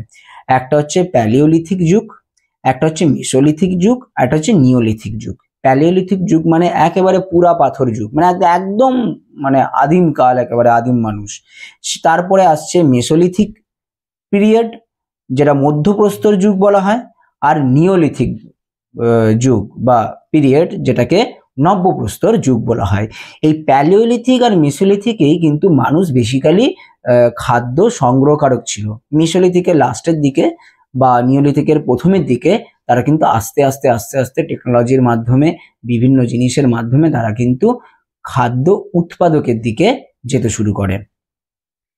এই তিনটি ধাপে মানব সমাজ ধীরে ধীরে শিকারী খাদ্য সংগ্রহকারক জীবন থেকে কৃষি নির্ভর খাদ্য উৎপাদক জীবনে রূপান্তরিত হয়। শিকারী ও খাদ্য সংগ্রহকারক আদিম মানুষের জীবনধারা, মানে প্রথমে আমরা আলোচনা করব তারা কিভাবে শিকার করত, তারা কিভাবে কি বলবো খাদ্য সংগ্রহ করতো, উৎপাদক নয় কিন্তু। এখন প্রথম যেটা আলোচনা করব সেটা হচ্ছে প্যালিওলিথিক বা মেসোলিথিক যুগের প্রথম পর্যায়। সেটা হচ্ছে কিভাবে মানুষ খাদ্য সংগ্রহ করত, মানে শিকার করে এই করে কিভাবে সংগ্রহ করত। খাদ্য সংগ্রহ ও শিকার নির্ভর জীবন। প্রাথমিক মানব সমাজ ছিল যাযাবর। তারা কোথাও স্থায়ীভাবে কিন্তু আদিম মানুষরা বসবাস করতো না। তারা কিছুদিন এখানটায় বসবাস করবে, তারপরে আবার অন্য জায়গায় চলে যাবে, এইভাবে মানে একটা মানে পার্মানেন্ট সেটেলমেন্ট কিন্তু তাদের মধ্যে তখন দেখা যায়নি। খাদ্যের জন্য তারা নির্ভর করত গাছের ফল, মূল, কন্দ, বুনো পশু, পাখি ও মাছের ওপর। তো তারা আস্তে আস্তে কি করলো না, এই এই প্রথম যে খাদ্য সংগ্রহ, এর এই সংগ্রহ করতো বিভিন্ন জায়গা থেকে। ফল মূল খেত, বিভিন্ন পশু মেরে খেত, মাছ ধরে খেত, এই জিনিসগুলো কিন্তু করতো। এবং অস্ত্র হিসেবে ব্যবহার করতো এখানে চকমকে পাথরের তৈরি খড়গ, বর্ষা, হ্যান্ড অ্যাক্স, স্ক্র্যাপার, মানে থেতলে দেবে এরকম বিষয়গুলো, এই জিনিসগুলো কিন্তু অস্ত্র হিসেবে তারা ব্যবহার করত। ফলমূল পাড়তে বা বিশেষত পশু শিকার করতে এই জিনিসগুলো কিন্তু তারা কিন্তু করতো বা অস্ত্রগুলো তৈরি করত। আবাস ও সংগঠিত জীবন। বেসিক্যালি তারা যেখানেই যাযাবর জীবন কাটাতো, ধরো এখানটায় যাযাবর জীবন কাটাচ্ছে, তো তারা বেসিক্যালি গুহাতে থাকতো বা শৈলাশ্রয়ে থাকতো, মানে কোনো পাথরের চারপাশে তারা কিন্তু গার্ড হিসেবে থাকতো, ঝুপড়ি করে, একটা ঝুপড়ি মতো করে সেখানে কিন্তু থাকতো। ছোট ছোট গোষ্ঠীতে বাস করত। প্রথমে তারা একটা একদম ছোট গোষ্ঠীতে তারা কিন্তু বসবাস করতো। কেন করতো তার মেন কারণ এটা আমারও মনে হয় যে ধর একটা বিশাল বড় পশুকে তারা মারতে গেছে, একা তো মানুষের পক্ষে সম্ভব নয় যে তাকে মেরে দেবে। আর এইটা একটা জিনিস, একটা অফ টপিক বলে দিই, যে প্রত্যেকটা জীবই কিন্তু জঙ্গলে তাদের মানে তৈরি হয়েছে। শুধুমাত্র মানুষ কেন জঙ্গল থেকে বেরিয়ে এসছে? দেখ, মানুষের না নোক আছে, না বড় বড় দাঁত আছে, না কোনো বিষ আছে যে হ্যাঁ এ করবে। মানুষের একটা ভয়ঙ্কর জিনিস হচ্ছে, সেটা হচ্ছে প্রচন্ড মানুষ ছিল বুদ্ধিমান। সেই কারণেই আজকে প্রত্যেকটা প্রাণী জঙ্গলে থাকলেও শুধুমাত্র মানুষ কিন্তু এই জঙ্গল থেকে বেরিয়ে এসে এই সভ্য সমাজে কিন্তু তারা এত ডেভেলপমেন্ট করতে পেরেছে, তাদের শুধুমাত্র এই বুদ্ধির জন্য। তো এই যে মানুষরা যে ছোট ছোট গোষ্ঠীতে, তারা কিন্তু এই গোষ্ঠীতে থাকতে শুরু করলো। কেননা তারা প্রথমত দেখলো যে একটা প্রাণীকে যদি আমি শিকার করতে যাই, অত বড় প্রাণীকে যদি আমি একা শিকার করতে যাই, তো সেই প্রাণী আমি তাকে খাবো কি সেই আমাকে উল্টে আহত করে মেরে ফেলবে বা আমি মরে যাব। তো তারা গোষ্ঠীবদ্ধভাবে তারা শিকার করতে থাকলো, এবং অত বড় প্রাণীকে খাওয়াও একার পক্ষে সম্ভব নয়, তো সবাই মিলে মানে ভাগ বাটোয়ারা করে খেতে শুরু করলো এবং একসাথে থাকতে শুরু করলে এই কারণে যাতে কেউ আক্রমণ করলে সেটাকে প্রতিহত করা যায়। তো এই জিনিসগুলোর জন্য কিন্তু মানুষরা অত্যন্ত ভালোভাবে এই গোষ্ঠীবদ্ধভাবে ছোট ছোট গোষ্ঠীতে তারা একদম প্রথমের দিকে ছোট ছোট গোষ্ঠীতে তারা থাকতে শুরু করলো। এবং সামাজিক কাঠামো ছিল অনানুষ্ঠানিক, মানে মানে কি বলবো, মানে একটা পিতৃতান্ত্রিক বা মাতৃতান্ত্রিক এরকম কিন্তু কোনো সামাজিক কাঠামো সেখানে ছিল না। মানে একটা দলপতি, সে যে ছেলেই হবে বা মেয়েই হবে এরকম কোনো বিষয়টা কিন্তু ছিল না। মানে থাকতো একসাথে গোষ্ঠীবদ্ধভাবে থাকতো, কিন্তু সেটা খুবই কোনো ওয়েল অর্গানাইজড আমি বলতে পারবো না, কোনো সিস্টেমের মাধ্যমে সেই যে গোষ্ঠীটা চলতো সেটা কিন্তু এখানে ধরা যায় না। তারা গোষ্ঠীতে থাকতো, তারা এই বেসিক জিনিসগুলো তারা কিন্তু করতো, এই পশু শিকার করা, একসাথে থাকা, নিজেদের আত্মরক্ষা করার জন্য একসাথে থাকা। কিন্তু এই যে মানে কি বলবো, একদম আদিম কালের যে পলিটিক্স, সেটা কিন্তু এখনো কিন্তু আসেনি সেই জায়গার মধ্যে। মেসোলিথিক যুগে সূক্ষ্ম উন্নয়ন। এবারে প্যালিওলিথিক যুগে কি হয়, পিরিয়ডে কি হয়, একদম আদিম মানুষ একেবারে যেরকম ভাবে একদম স্বাভাবিক জীবনযাপন, খুবই সরল জীবনযাপন।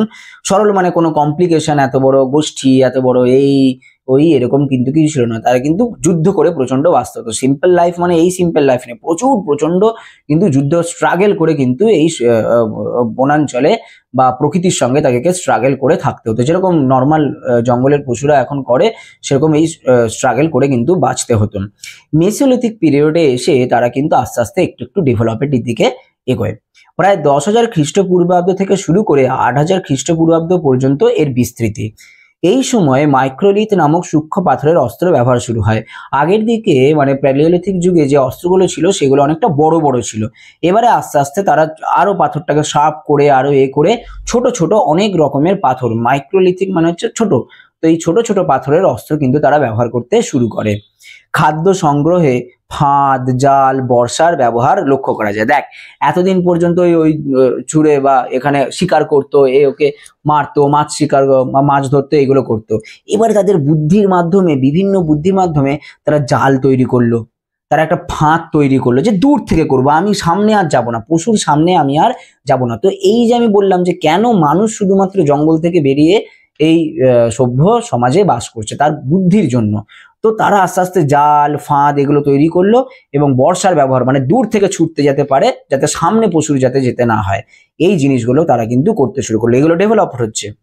কিছু কিছু অঞ্চলে আংশিক পশুপালন এবং আধা কৃষি কার্যকলাপের সূচনা ঘটে, এবং কিছু কিছু অনেক জায়গাতেই দেখা যায় যে মানুষ আস্তে আস্তে পশুপালন করতে শুরু করে। যেরকম আমরা জানি যে প্রথম পশু যে মানে বশ্যতা শিকার করে সেটা হচ্ছে কুকুর, আমরা তথাকথিত জানি। তো এরকম আস্তে আস্তে কুকুর, গরু, ছাগল, ভেড়া এদেরকে পশুপালন করতে শুরু করে, মানে একদম প্রাইমারি লেভেল। এবং আধা কৃষি ব্যবস্থা, আমি সেটাকে কৃষি ব্যবস্থা বলা যাবে না, কি হয়েছে, ফল খেয়েছে, ফল খেয়ে ফলের মধ্যে বীজ ছিল, সেই বীজটাকে মাটিতে ফেলে দিচ্ছে, ওই মাটিতে দেখছি বাহ কি সুন্দর তো গাছ হয়, এবং সেই গাছ থেকেই তো আবার এই ফলটাই পাওয়া যায়। তো তাদের মধ্যে এই কনসেপ্ট গুলো আস্তে আস্তে কিন্তু আসতে শুরু করে। খাদ্য উৎপাদক সমাজের সূচনা। এইবারে আসি হচ্ছে, এত সময় খাদ্য সংগ্রহ করেছে, এইবারে নিওলিথিক পিরিয়ডে বা নিওলিথিক রেভলিউশন এটাকে আমরা বলতে পারি, যে এখানে এসে মানুষ কিন্তু খাদ্য উৎপাদক, আস্তে আস্তে এবারে উৎপাদকের দিকে যাচ্ছে।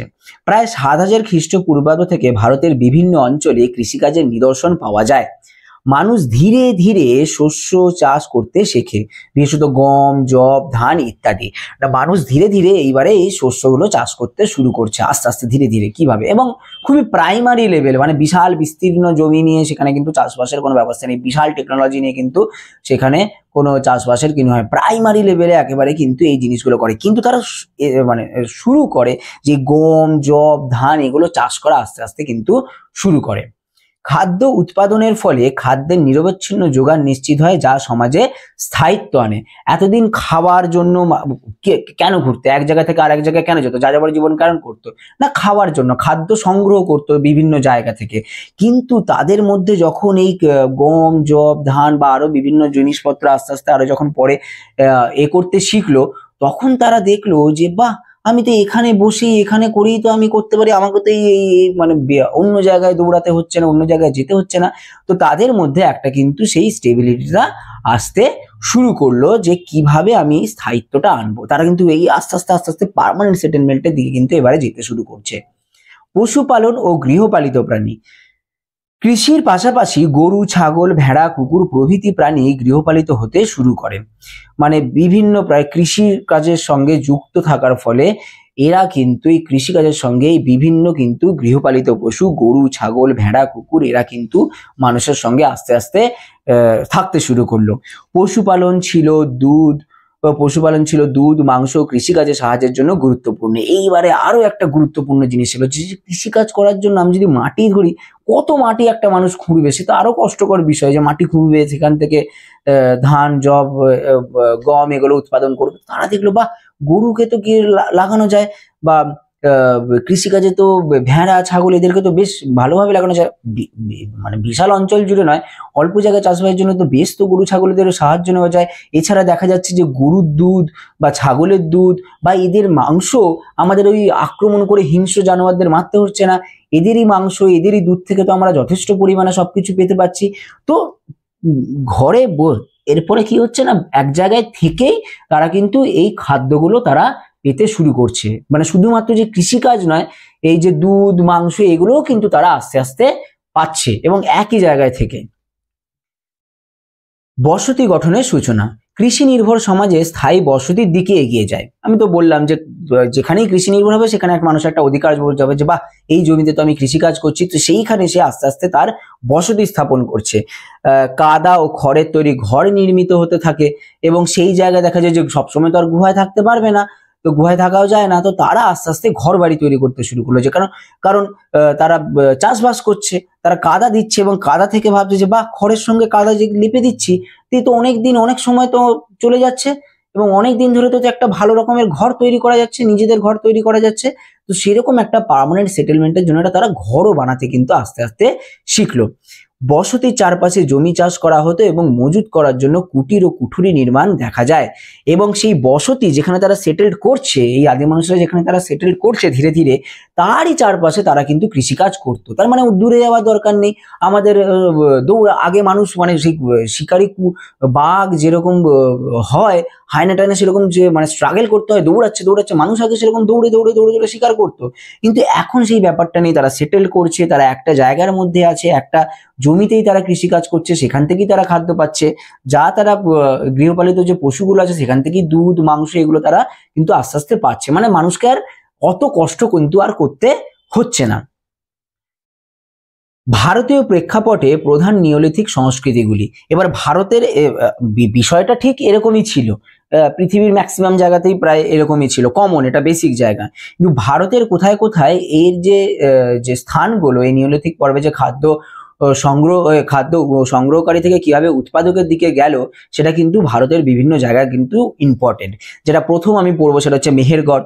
এটি উপমহাদেশের নিওলিথিক যুগের অন্যতম প্রাচীন কেন্দ্র, 7000 খ্রিস্টপূর্বাব্দে। এখানে গম ও যবের চাষ, পশুপালন, মজুদ ঘর, মৃতদেহের কবর দেওয়ার প্রথা নিদর্শন মেলে। তো এই মেহেরগড় সভ্যতা আমরা আগেই তো দেখেছি, হরপ্পা সভ্যতা, মেহেরগড় সভ্যতা এগুলো তো দেখেছি যে তার হরপ্পা সভ্যতার আগে কিন্তু এখানে আদিম মানুষরা বা যে মানুষরা তারা ওখানে থাকতো নিওলিথিক পিরিয়ডে, তারা গম, যব চাষ করছে, পশুপালন করছে, মজুদ ঘর করছে। মানে দেখ, মানে বিষয়টা হচ্ছে শুধুমাত্র তারা চাষবাস করছে খাওয়ার জন্য নয়, তারা এবারে চাষবাস করছে, উদ্বৃত্ত কিছু থাকছে, সেটাকে তারা মজুদ করছে যে ভাই কোনো সময় যদি আমি না পাই তো এখান থেকে আমি কিন্তু নিয়ে এখান থেকে আমি কিন্তু খেতে পারবো বা আমাদের যে চাহিদা সেটা কিন্তু মেটাতে পারবো। মানে এই অদ্ভুত এই যে আইডিয়াগুলো, যে মজুত করার যে আইডিয়া, এইগুলো কিন্তু মানুষের মধ্যে আস্তে আস্তে আসতে থাকে। এবং তা আগে যেরকম মৃতদেহ পড়ে থাকতো, মরে যেত, যেরকম পশু পাখিরা যেরকম মরে যায় সেরকম ভাবেই থাকতো, কিন্তু তার পরবর্তীকালে যখন তারা সেটেলমেন্টে গেল, ওই যে বললাম আর্থিক উন্নতির সঙ্গে সঙ্গে তারা সমাজ সংস্কৃতির এগুলোর উন্নতি হতে থাকে, এবং এই উন্নতির জন্য তাদের মধ্যে একটা কিন্তু প্রথা আসতে থাকে। কি প্রথা? হিন্দু, মুসলিম, খ্রিস্টান, জৈন সেই রকম কিছু ছিল না, তাদের নিজস্ব একটা সামাজিক প্রথা কিন্তু তারা পালন করত। সেই হিসেবে তারা মৃতদেহকে তারা সৎকারের মাধ্যমে কি করত? কবর দিত। নেক্সট আসছে কাশ্মীর উপত্যকা। বুরজাহোম বা গুফ কারাল এলাকায় গৃহপালিত পশু ও খাদ্যশস্য চাষের প্রমাণ পাওয়া যায়। কাশ্মীরের এই জায়গাগুলোতে প্রাচীনকালের এই বিভিন্ন জায়গায় যে সেটেলমেন্ট হয়েছিল এবং সেখানে যে কৃষিকাজ হয়েছিল তার কিন্তু অজস্র প্রমাণ, আর্কিওলজিক্যাল এভিডেন্স কিন্তু পাওয়া যায়। এবং এখানে আমি আগে যখন পড়িয়েছিলাম তখন তোরা দেখেছিস যে এইখানে বেসিক্যালি যে ঘরগুলো হতো ওই মাটির তৈরি ঘর নয়, মানে গর্তের মধ্যে, গর্তের নিচে ওই ঘরগুলো থাকতো, কারণ ঠান্ডা, কাশ্মীর তো ঠান্ডা, তো সেই ঠান্ডা জায়গায় তারা কিন্তু গর্তের ভেতরে থাকতো যাতে ওই ঠান্ডা থেকে তারা রক্ষা পায়। দক্ষিণ ভারতের নিওলিথিক সংস্কৃতি। কর্ণাটক, তামিলনাড়ু, অন্ধ্রপ্রদেশে গরু, মহিষ পালন ও ধান চাষের প্রমাণ পাওয়া যায়। শিল, পাথরের তৈরি হাতিয়ার ও কৃষি যন্ত্র পাওয়া গেছে। মানে দক্ষিণ ভারতের দিকে আরো একটু মানে এগিয়ে গিয়ে আমি শিল পাবো, মানে তারা যে ব্যবসা বাণিজ্য আস্তে আস্তে করছে, মানে নিজেদের মধ্যেই যে ব্যবসা বাণিজ্য একদম প্রাইমারি লেভেলে, সেটা হচ্ছে তার মধ্যে একটা শিল পাওয়া যায়, মানে নিজস্ব যে একটা শিল, মানে গোষ্ঠী তৈরি হতে শুরু করলো, তাদের দলপতি, তাদের সমাজ ব্যবস্থা কিন্তু আস্তে আস্তে আপগ্রেড হতে শুরু করলো, এবং পাথরের হাতিয়ার পাওয়া যাচ্ছে, কৃষি যন্ত্রপাতি পাওয়া যাচ্ছে, এগুলো কিন্তু আস্তে আস্তে হচ্ছে। পূর্ব ভারতের নিওলিথিক সংস্কৃতি। আসাম, মেঘালয়, ওড়িশার কিছু অঞ্চলে ধান চাষ ও পশুপালনের নিদর্শনও আছে। এইবারে আসি খাদ্য উৎপাদক ও সামাজিক পরিবর্তন। জনসংখ্যা বৃদ্ধি ও সমাজের বিকাশ। স্বাভাবিকভাবেই যখন মানুষ সেটেল করতে শুরু করলো, সেটেল করছে, তখন আস্তে আস্তে ধীরে ধীরে তার জনসংখ্যাও তার আস্তে আস্তে বাড়তে থাকছে। মানে খাদ্য উৎপাদকের জন্য যে জনসংখ্যা সেটাও কিন্তু এই পার্মানেন্ট সেটেলমেন্টের মাধ্যমে বাড়তে থাকছে, এবং যে গোষ্ঠীগত সমাজ ধীরে ধীরে সম্প্রদায় এবং কুলভিত্তিক সমাজে রূপান্তরিত হতে থাকে। প্রথমে একদম গোষ্ঠীভিত্তিক সমাজ, সেখান থেকে আস্তে আস্তে সম্প্রদায়, যে এই একটা সম্প্রদায় এখানে থাকতো, এই একটা আর একটা সম্প্রদায় এখানে থাকতো, এবং কুল ভিত্তিক যে বিষয়গুলো মানে আস্তে আস্তে বাড়তে থাকছে, এবং বাড়তে থাকার সঙ্গে সঙ্গে তারা কিন্তু সেগ্রিগেট হতে থাকতে, যে আমরা এই উপজাতি, তো এই উপজাতি আমরা আলাদা আলাদা ভাবে থাকবো, ওরা ওই উপজাতি তো ওদের ভাবে থাকবে। তো এদের মধ্যে এই একটা যে আমি তুমি, এই এই এই আমরা ওরা, এই ব্যাপার কিন্তু আস্তে আস্তে এই ছোট ছোট পলিটিক্স গুলো কিন্তু এবারে আসতে শুরু করলো, কারণ জনসংখ্যা যেহেতু বাড়ছে, গোষ্ঠী যেহেতু আরো বিস্তৃত হচ্ছে, সেখান থেকে সম্প্রদায় কুল ভিত্তিক ভাবে মানুষ আলাদা আলাদা হতে শুরু করছে, এবং নিজেদেরটাই শ্রেষ্ঠ এই প্রমাণও কিন্তু পরবর্তীকালে আমরা এভিডেন্স হিসেবে পাই। তুলা ও পশম দিয়ে বস্ত্র প্রস্তুত হতে থাকে। দেখ, এই প্রচন্ড ইম্পর্টেন্ট। এই তুলা পশম তো মানুষ খায় না, মানে মানুষ খাদ্য উৎপাদক হওয়ার সঙ্গে সঙ্গে আর্থিকভাবে যেগুলো উন্নতি হওয়া যায় সেই ধরনের ফসলও কিন্তু তারা উৎপাদন করতে শুরু করছে। যেরকম তুলা, পশম, এগুলো শুধুমাত্র বস্ত্র তৈরি করার জন্য তারা কিন্তু আস্তে আস্তে ডেভেলপড হচ্ছে। মাটির পাত্র ব্যবহার করা হয় খাদ্য সঞ্চয়ে। শিলাচিত্র, অলংকার, দাঁতের ফলা ইত্যাদির মাধ্যমে শিল্পকলা গড়ে ওঠে। তো আমরা প্রচুর গুহাচিত্র পাই, এবং পরবর্তীকালেও এসেও আমি প্রচুরভাবে কি বলবো, মানে হাড় দিয়ে সূচ তৈরি করছে, সেখান থেকে স্টিচ করছে, হ্যাঁ, খোদাই করে করে করে করে একটা কারুকার্য করছে। মাটির যে মৃৎপাত্রগুলো পাওয়া যায় সেখানে কারুকার্য থাকে। তো এই বিভিন্ন ধরনের জিনিসগুলো কিন্তু আস্তে আস্তে ডেভেলপ হতে শুরু করে।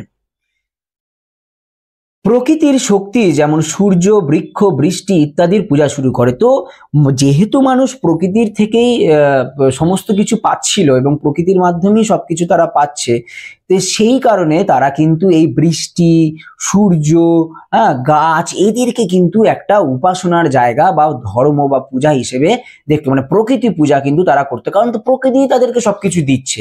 সেক্ষেত্রে জানতো, তারা ভাবতো যে এই প্রকৃতিকেই যদি আমি সন্তুষ্ট করতে পারি বা ধর্মীয় কারণে এদের যদি পূজা করি, তাহলে সেখান থেকেই আমরা কিন্তু এরাই আমাদের সব দেয়। তো এই জিনিসটা, এই কনসেপ্টটা কিন্তু তাদের মধ্যে আস্তে আস্তে শুরু করলো। কবর দেওয়ার প্রথা থেকে মৃত্যুর পরজীবন সংক্রান্ত ধারণার প্রমাণ পাওয়া যায়। মানে শুধুমাত্র কবর দিয়ে, যে বললাম যে আগে কুকুর ছাগলের মতো যেরকম বনে জঙ্গলে পশু পাখি যেরকম মৃতদেহ পড়ে থাকে সেরকম ভাবে পড়ে থাকতো, তারপর আস্তে আস্তে তাদের মধ্যে একটা বিশেষ ধারণা তৈরি হয়, একটা সমাজ জীবন তৈরি হয়, এবং সেখান থেকে তারা নিজস্ব যে ব্যক্তিদেরকে তারা মরে যাওয়ার পরে কবর দিত, এবং শুধুমাত্র তার পরবর্তীকালে ডেভেলপ হলো যে তারা পরজীবনে বিশ্বাসী শুরু করলো। মানে এই যে ধর্মীয় যে সূক্ষ্ম ধারণাগুলো আস্তে আস্তে আস্তে আস্তে কিন্তু মানুষের মধ্যে আসতে শুরু করলো। এবারে আমি কয়েকটা এখানে যখন আমি তোদেরকে এই কোশ্চেনটা যখন তোরা দেখবি তখন বুঝতে পারবি যে কিভাবে কম্পারিজন আমি করেছি শিকারি থেকে খাদ্য বা কৃষিভিত্তিক সমাজে কিভাবে মানুষ এলো। তো আমি যদি শিকারি ও খাদ্য সংগ্রহকারক যুগ মানে যেটা প্যালিওলিথিক বা মেসোলিথিক যে প্রথম পর্ব থেকে মেসোলিথিক যুগের শেষ পর্ব থেকে নিওলিথিক যুগটা, এই দুটোকে আমি আলাদা করে সেগ্রিগেট করছি। তো প্রথমে বিষয় হচ্ছে খাদ্য প্রাপ্তি। আগে মানুষরা কি করতো, অনিশ্চিত প্রকৃতির উপর নির্ভরশীল, মানে কোনো নির্দিষ্ট কোনো কৃষিকাজ জমি ছিল না, তো সেটা অনিশ্চিত, কোন দিন খাবার মিলতো কোন দিন মিলতো না। বাঘ সবসময় জন্য খেতে পায় না জঙ্গলে, হ্যাঁ, গরু ছাগল কি বলে হরিণ হাতি এরা সবাই মোটামুটি খেতে পারে, কিন্তু বাঘ কিন্তু ডেলি শিকার করতে পারে না, তাদেরকে ওই স্ট্রাগলটা করতে হয়। মানুষকে ওই স্ট্রাগলটা প্রথমে করতে হতো, অনিশ্চিত, কোনো সবসময় খাবার পেতো না। কিন্তু পরবর্তীকালে নিওলিথিক পিরিয়ডে এসে দেখা যায় যখন তারা সেটেল করে, তারা খাদ্য নিশ্চিত করতে পারছে চাষবাসের মাধ্যমে, খাদ্য তারা রোজ ভরপেট খেতে পারছে। এই নয় যে আজকে আমি যদি না যাই, যদি আমি শিকার না করি আমি খেতে পাবো না, এরকম বিষয় না। তারা সেটেলমেন্টের মাধ্যমে তারা কিন্তু সেখানে খাওয়ার কোনো অভাব হচ্ছে না। বাসস্থান, অস্থায়ী গুহা ঝুপড়ি এইসব জায়গায় থাকতো, অস্থায়ীভাবে মানে যাযাবর জীবন লিড করতো, তো সেখানে একটা অস্থায়ীভাবে জীবনযাপন করতো, একটা গুহায় থাকতো, তারপর সেখান থেকে আবার চলে যেত। কিন্তু পরবর্তীকালে যখন নিওলিথিক পিরিয়ডে গেলাম তখন দেখা যাচ্ছে একটা স্থায়ী মানে পার্মানেন্ট সেটেলমেন্টে তারা গেল, বিভিন্ন ছোট ছোট ছোট ছোট ঘর তৈরি করছে, সেখানে তারা পার্মানেন্ট সেটেলমেন্টে যাচ্ছে। জীবনধারা, সেখানে ছিল যাযাবর, হ্যাঁ, আর এখানে কি হলো, নির্ভরযোগ্য স্থিতিশীল, মানে সেখানেই তারা থাকছে, সেখানেই, এবং খুব বিশ্বাস করছে যে হ্যাঁ আমার এইটা জায়গা, এই জমি, এই জায়গা মানে আমার, এই বোধটা কিন্তু এই নিওলিথিক পিরিয়ডে কিন্তু আসতে শুরু করলো। যাযাবর সেখানে থাকতো এই করতো, আবার সেখান থেকে আবার চলে যেত, সেখানে কোনো অধিকার বোধ কিন্তু সেখানে জন্মাতো না। অস্ত্র উপকরণ, খণ্ডিত পাথর, তো সেখানকার পাথর তারা ইউজ করতো, কিন্তু পাথরগুলো না ঠিক টেকনোলজি মানে ও ভালো টেকনোলজি, খুব শার্প একেবারে, এই ওই মানে টেকনোলজিটা খুব ভালো এরকম নয়। একটা বিশাল বড় পাথর সেখান থেকে চাং তৈরি করে হয়তো ছুঁড়ে মারতো বা কিছু একটা করতো। পাথরগুলো শেপলেস ছিল, মানে খুব ভালোভাবে সেটাকে অস্ত্র বলা যাবে না, খুব একটা পলিশড একেবারে অস্ত্র সেটাকে আমি বলতে পারবো না। কিন্তু যখনই নিওলিথিক পিরিয়ডে এলাম তখনই সেখানে দেখা যাচ্ছে যে যে অস্ত্রগুলো ছিল সেগুলো অনেক শার্প, অনেক টেকনোলজি মানে কি বলবো, মানে অনেক অনেক অনেক ডেভেলপড, মানে একটা প্রকৃত বর্ষা, হ্যাঁ, দূর থেকে ছুড়ার বর্ষা, বিভিন্ন ফাঁদ জাল, এগুলো কিন্তু আস্তে আস্তে আমরা দেখতে পাচ্ছি, এবং মৃৎ পাত্র, মাটির তৈরি পাত্র কিন্তু আমরা এখানে দেখতে পাচ্ছি। সমাজ, ছোট গোষ্ঠী, একদম ছোট গোষ্ঠীর মাধ্যমে, একদম প্রথমে যে প্যালিওলিথিক যুগ হোক বা মেসোলিথিক যুগ হোক, এখানে কিন্তু মানুষরা ছোট গোষ্ঠীর মাধ্যমে থাকতো। কিন্তু নিওলিথিক যুগে একটা সম্প্রদায় বা সামাজিক শ্রেণী, একটা কুল, একটা বড় সমাজ গোষ্ঠী কিন্তু এখানে একটা তৈরি হতে থাকে। শিল্প ও সংস্কৃতি, এখানে শিল্প সংস্কৃতি একটা লিমিটেশন ছিল, সেটা খুবই সাধারণ, খুবই একটা বিশাল টেকনোলজি বা এরকম কিছু ছিল না। কিন্তু পরবর্তীকালে যখন আমরা নিওলিথিক পিরিয়ডে যাই তখন মানে দেখতে পাই যে মাটির তৈরি বিভিন্ন জিনিসপত্র, বিভিন্ন তোর অলংকার দেখতে পাই, ধর্মীয় রীতিনীতির বিভিন্ন যে জিনিসগুলো সেগুলো কিন্তু আমরা এখানে দেখতে পাই। তো এই হচ্ছে মোটামুটি যে মানুষ কিভাবে খাদ্য সংগ্রহকারক থেকে কিভাবে খাদ্য উৎপাদক হলো, এবং তার যে সার্বিক ডেভেলপমেন্ট হলো। শুধুমাত্র খাওয়ার বিষয়টা এখানে কিন্তু ইম্পর্টেন্ট নয়, তার সার্বিক ডেভেলপ হচ্ছে, তার অর্থনীতি উন্নত হচ্ছে, তার সমাজ উন্নত হচ্ছে, তার সংস্কৃতি উন্নত হচ্ছে, মানুষ গোষ্ঠীবদ্ধ থেকে সাম্প্রদায়িকভাবে বিশাল একটা পার্মানেন্ট সেটেলমেন্টের দিকে গেছে। আগে সেটেলমেন্ট ছিলই না, সেখান থেকে একটা ছোট সেটেলমেন্টের এবং সেখান থেকে একটা বড় সেটেলমেন্টের দিকে কিন্তু পার্মানেন্ট সেটেলমেন্টের দিকে গেছে, এবং চাষবাসের মাধ্যমে যে সমস্ত টেকনোলজি সেগুলো কিন্তু এই ডেভেলপমেন্টের মাধ্যমে আস্তে আস্তে উঠতে শুরু করে। তো এই হচ্ছে টোটাল বিষয়টা। তো এই জিনিসগুলো আমি যে আজকে যেগুলো এই তিনটে যে প্রশ্ন পড়ালাম, এই তিনটে প্রশ্নের আমি অ্যাজ ইউজুয়াল পিডিএফ আমি দিয়ে দেবো। সেখানে কারোর যদি পিডিএফ লাগে তো সেখানে আমার কন্ট্যাক্ট নাম্বার দেওয়া থাকবে, সেখান থেকে আমাকে কল করে মেসেজ করে এই পিডিএফ গুলো পেতে পারে। আর আমি এই ভিডিও, এটা আমার সেকেন্ড ভিডিও, তো এর আগের ভিডিওর যে লিঙ্কটা সেটা আমি ডিসক্রিপশনে এই ভিডিওতে দিয়ে দেবো। তো ওইটা দেখার পরে, ওই প্রথম তিনটে প্রশ্ন বোঝার পরে এই তিনটে প্রশ্ন কিন্তু পরপর দেখা যেতে পারে, এবং ভালোভাবে এটা বুঝতে পারে, এবং কোনো যদি অসুবিধা হয় তখন কিন্তু আমাকে কমেন্টের মাধ্যমে বা কিছুর মাধ্যমে কন্ট্যাক্ট করার মাধ্যমে আমাকে জিজ্ঞেস করলে আমি কিন্তু সেটা যথাসাধ্য পারবো, আমি সেটা বোঝাবার চেষ্টা করব। আজ এই পর্যন্তই থাক, পরবর্তী ক্লাসে আমাদের আবার দেখা হবে। টাটা।